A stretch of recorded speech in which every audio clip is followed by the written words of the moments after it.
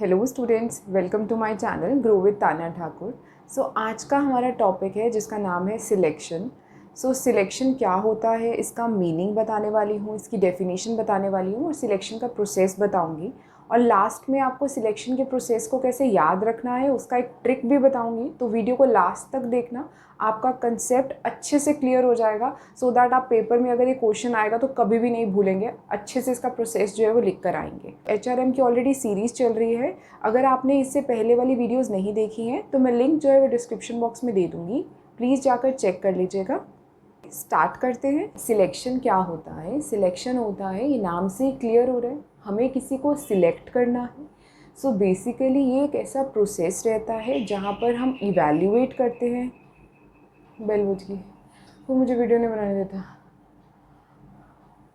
Selection क्या है, नाम से ही क्लियर हो रहा है, हमें सिलेक्ट करना है, किसी चीज़ को हम सिलेक्ट कर रहे हैं। ये एक ऐसा प्रोसेस होता है ऑर्गेनाइजेशन में जहाँ पर हम इवैल्यूएट करते हैं, चूज़ करते हैं राइट कैंडिडेट को from the list of applicants या पूल ऑफ एप्लीकेंट्स जो हमारे पास गिवन होता है उसमें से। Choosing the best person for the job, इसी को बोलते हैं सिलेक्शन। सिलेक्शन जो है वो एक नेगेटिव प्रोसेस है, इसे नेगेटिव प्रोसेस बोला जाता है। इसलिए बोला जाता है क्योंकि इसके अंदर हम रिजेक्शन करते हैं। इससे पहले मैंने आपको वीडियो में बताया था कि रिक्रूटमेंट जो है वो कौन सा प्रोसेस होता है। जिसको याद है, जिसने वीडियो देखी है, कमेंट सेक्शन में कमेंट करके बता देना कि रिक्रूटमेंट को हम क्या बोलते हैं। हाँ, सिलेक्शन को हम नेगेटिव प्रोसेस बोलते हैं क्योंकि इसके अंदर हम रिजेक्शन करते हैं। हमारे पास बहुत सारे एप्लीकेंट्स आते हैं, जैसे फॉर एग्जांपल कि अगर जॉब पोस्टिंग निकली है 100 तो 1000 लोगों ने फॉर्म फिल किया है, तो 1000 में से हमें सिलेक्ट करने हैं सिर्फ़ और सिर्फ 100। इसी रीज़न से कि बाकी जो अनसूटेबल कैंडिडेट्स हैं उन्हें हम निकाल देते हैं, उन्हें हम रिजेक्ट कर देते हैं, इसीलिए इसे एक नेगेटिव प्रोसेस बोला जाता है। अब मैं आपको बता देती हूँ कि इसकी डेफिनेशन, जो हमको डेफिनेशन दी थी स्टीवन बी रॉबिन्स ने और मैरी कॉलर ने, वो क्या थी। Selection is the process of screening job applications to ensure that the most appropriate candidates are hired.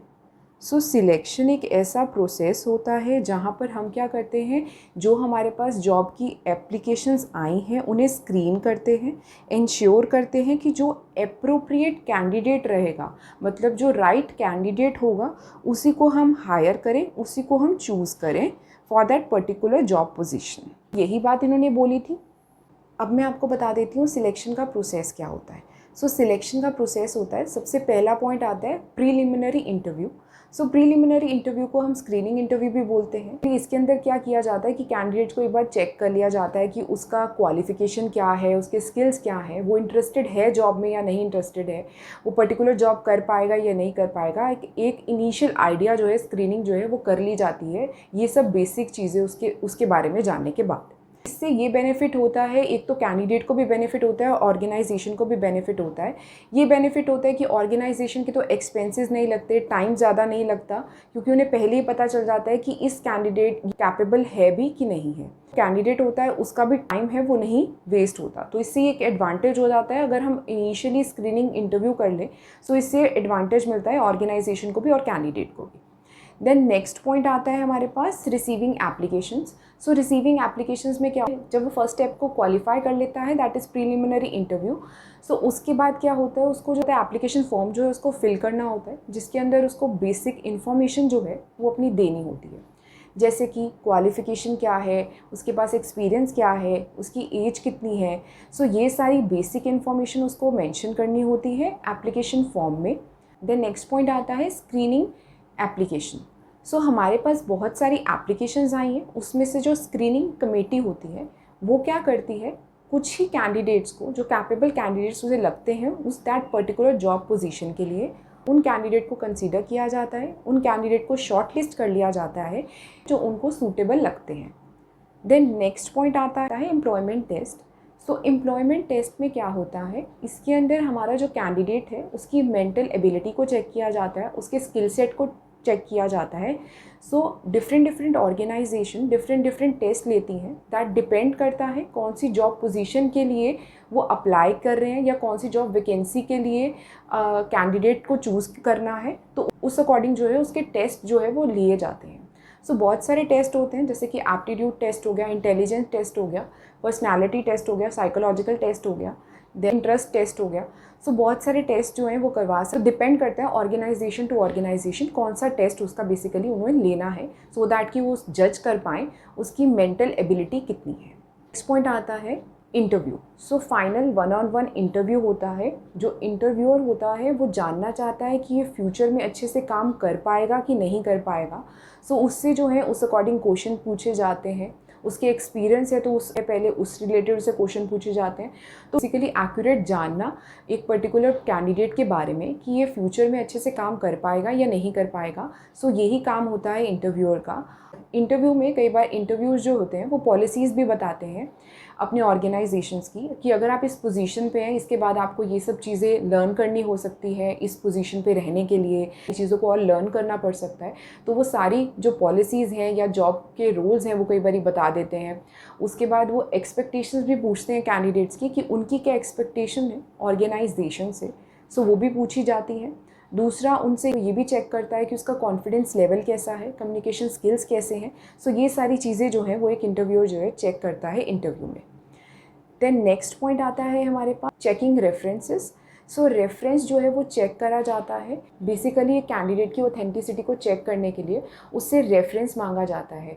जैसे कि अगर वो किसी ऑर्गेनाइजेशन में काम करके आपकी ऑर्गेनाइजेशन में आ रहा है तो वहाँ पे उससे पूछा जाएगा सो जिनके अंडर वो वर्क कर रहा था, या तो उसका कॉन्टैक्ट डिटेल्स वो देता है या फिर जो उसका एजुकेशनल इंस्टीट्यूट था वहाँ के प्रोफेसर का रेफरेंस है वो उसको डालनी होती है, सो दैट कि अगर कभी भी ऑर्गेनाइजेशन को रिक्वायर्ड हो तो वो उसकी ऑथेंटिसिटी चेक कर सके, उनसे बात कर सके कि उसका बैकग्राउंड कैसा है, वो काम कैसे करता है, सो दैट कि उनको एक आइडिया हो जाए कि इसके अंदर कितना पोटेंशियल है कि वो न्यू जॉब में कैसे काम करेगा। देन नेक्स्ट पॉइंट आता है हमारे पास medical examination. So medical examination जो है वो सारी ऑर्गेनाइजेशंस नहीं करवाती। हाँ, डिफेंस में अगर आप हैं तो एक मेडिकल एग्जामिनेशन होने के बाद ही आपको सिलेक्ट किया जाता है। सो ये डिपेंड करता है ऑर्गेनाइजेशन कौन सी है और आपको काम कौन सा करना है। मेडिकल एग्जामिनेशन में बेसिकली चेक किया जाता है कि आपकी फ़िज़िकल एबिलिटी क्या है, मेंटल एबिलिटी क्या है, आप उस पर्टिकुलर जॉब को करने के लिए कैपेबल हैं या नहीं है। लास्ट पॉइंट आता है फाइनल सिलेक्शन। सो अगर आपने सिलेक्शन के प्रोसेस के सारे राउंड्स को क्लियर कर लिया है, उसके बाद जो आपकी कंपनी है, जो ऑर्गेनाइजेशन है, वो आपको अपॉइंटमेंट लेटर देती है कि अब आप ज्वाइन कर सकते हैं इस ऑर्गेनाइजेशन को। एक पॉइंट याद रखना है आपको, स्क्रीनिंग से लेकर हमारे मेडिकल टेस्ट तक कभी भी आप रिजेक्ट हो सकते हैं अगर ऑर्गेनाइजेशन को लगे कि आप एक अनसूटेबल कैंडिडेट हैं। अब मैं आपको ट्रिक बता देती हूँ कि कैसे आपको ये प्रोसेस जो है वो कभी भी नहीं भूलेगा और एग्ज़ाम में रिकॉल करना बहुत ज़्यादा ईजी हो जाएगा। सो प्रीलिमिनरी इंटरव्यू और स्क्रीनिंग इंटरव्यू जो है वो हमारे प्राइवेट इंस्टीट्यूट या प्राइवेट ऑर्गेनाइजेशंस में करवाया जाता है। अब आपको याद कैसे रखना है, आपको ऐसे याद रखना है कि आपको सोचना है कि एक गवर्नमेंट का एग्ज़ाम निकला है, उसके लिए आप सबसे पहले आप एप्लीकेशन फॉर्म को फिल कर देते हैं कोई भी गवर्नमेंट एग्ज़ाम की। जब आप फिल कर देते हैं तो वो ऑर्गेनाइजेशन क्या करती है, वो स्क्रीनिंग करती है। बहुत सारे ऐसे बच्चे होते हैं जिन्होंने गलत फॉर्म को फिल किया तो उनको वो रोल नंबर नहीं भेजती है, आपको पता होगा। सो इसीलिए क्या है कि वो स्क्रीनिंग करती है कौन से राइट कैंडिडेट्स हैं, ऐसे याद रख लीजिएगा। तो स्क्रीनिंग की जाती है, स्क्रीनिंग के बाद लगता है कि ये कैपेबल है तो उसके बाद उनको क्या किया जाता है, एम्प्लॉयमेंट टेस्ट होता है। देन आपको टेस्ट की अपने सेंटर्स, रोल नंबर्स जो हैं वो आ जाते हैं, इंटीमेट कर दिया जाता है, आपको बता दिया जाता है कि आपके टेस्ट कहाँ पे होंगे। टेस्ट देने के बाद आपको इंटरव्यू देना होता है। अगर आप टेस्ट को क्वालिफाई कर लेते हैं, वहाँ रेफरेंस चेक बताना होता है कि आपको मेडिकल टेस्ट भी ले सकते हैं, नहीं भी ले सकती, उसके बाद आपकी फाइनल सिलेक्शन हो जाती है। सो ऐसे आपको इसको एक स्टोरी की तरह याद रखना है कि आपको एक एप्लीकेशन फॉर्म फिल करना है और आपको उसके बाद क्या क्या नेक्स्ट स्टेप हो सकते हैं। So this is all for today guys. I hope आपका जो कंसेप्ट है वो अच्छे से क्लियर हुआ होगा, आपको सिलेक्शन अच्छे से समझ में आया होगा। और अगर आपको अच्छे से समझ में आया तो प्लीज़ मेरी वीडियो को लाइक करना मत भूलिएगा और चैनल को सब्सक्राइब कर दीजिए। बहुत मोटिवेटेड फील करती हूँ जब आप लोग कमेंट करते हैं, मुझे इतने अच्छे अच्छे मुझे डीएम्स आते हैं इंस्टाग्राम पे, बहुत मोटिवेशन मिलती है कि कितनी दूर दूर से बच्चे मेरी वीडियोस को देख रहे हैं। एंड बहुत मोटिवेटेड होती हूँ कि आपके लिए और वीडियोस बनाऊँ और कंटेंट बनाऊँ। Thanks for watching.